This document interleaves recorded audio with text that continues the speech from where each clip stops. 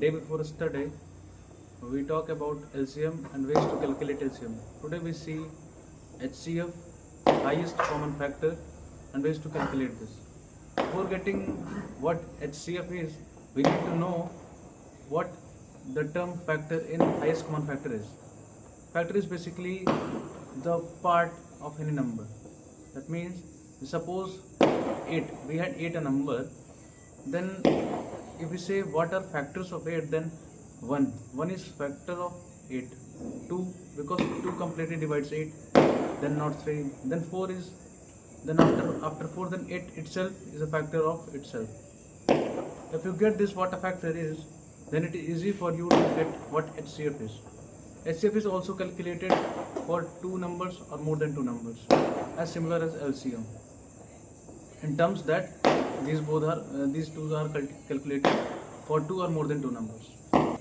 Whenever it is asked to find out HCF, then it is very obvious that you have at least 2 numbers. Suppose we had 8 and 48. Then here we see all the factors of 8 and 48. Then try to observe that which is the highest factor in both of them. It is the highest common factor both of them that divide both number exactly. For example, we had 8 and 48. Then we look at these factors, that for 8 1, 2, 4 and 8, and for 48 1, 2, 4, 8, then 12. But here we get that in the number 8 we had 8 the maximum factor, but in here we exceeds the number 8. Then here we stops and get 8 the highest common factor. If we talk about the ways to calculate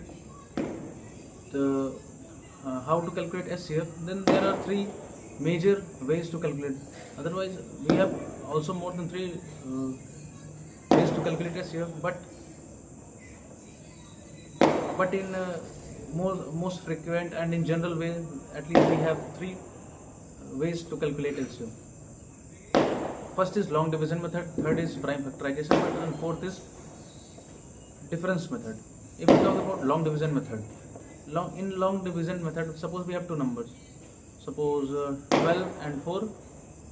In this case, the larger number we divide with the smaller one. Suppose we have 4 and 8, then 4 is, let's have a complex number to get it better. Let me have 26. Okay, 26 and 4. We put 24 to divide 26 to divide with 4, and here if we divide 24 with 26 with 4, when we go 7 times, no, 7, no, 6 for 24, 6 for 24, and we get 2 as a remainder, and again we divide the original divisor with 2, and here when we divide 4 with 2, the remainder remains 0, and the last divisor is the HCF. In this case 2 is the HCF. And second method is prime factorization method. We stick to the same example of 4 and 26, and if we do prime factorization, in first video we have talked about what prime factorization is and how to inculcate this, and for the prime factorization of 4, that is 2 into 2, and for 26 is 13 into 2, and here we see 2 is the highest common factor in both these 2 numbers, so 2 is HCF. We had talked about 2 methods. First is long division method, and second is prime factorization method, and third is, and most general for competitive exams and very nice method, very tactical, is division method. We take time, we hold on this method and get what is division method and how it works. To understand this, we need to prepare a background and explain you. Just not taking constant, we take 2 variables. I am right? Variable, right? Whatever. I am taking in terms of x, y, z. Suppose we have 2 numbers h, x and hy. This is basically a number hx and hy. Let. In maths we can let anything. So here we can let 2 numbers h, x and hy. And if we talk about we talk about the let us take another parallel example in a numerical form to make it more easier.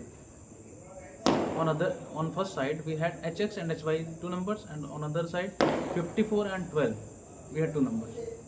We go in a parallel sequence to understand in a more better form.